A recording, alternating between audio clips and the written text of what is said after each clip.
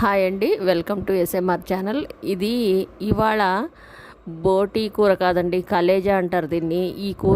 ఈ కూర చేస్తున్నానండి. తాళింపులోకి ఫస్ట్ ఆయిల్ వేసి, ఆయిల్ వేడయ్యాక తర్వాత ఉల్లిపాయ పచ్చిమిరకాయలు వేసి కొంచెం బాగా వేగాక తర్వాత పసుపు కారం ఉప్పు వేసి కొంచెం వేగాక ఈ కలేజాని 2 సార్లు బాగా వాష్ చేసుకొని దాన్ని వేసి కొంచెం బాగా మగ్గాక కొంచెం బాగా అది ఉప్పు కారం పట్టుకునేంత వరకు వదిలేసి తర్వాత మసాలా వేసుకున్నాను.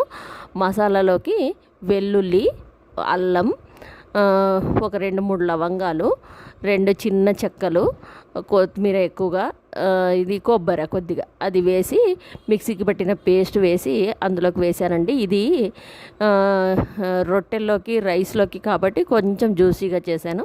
యాక్చువల్గా ఫ్రై కూడా చాలా బాగుంటుంది.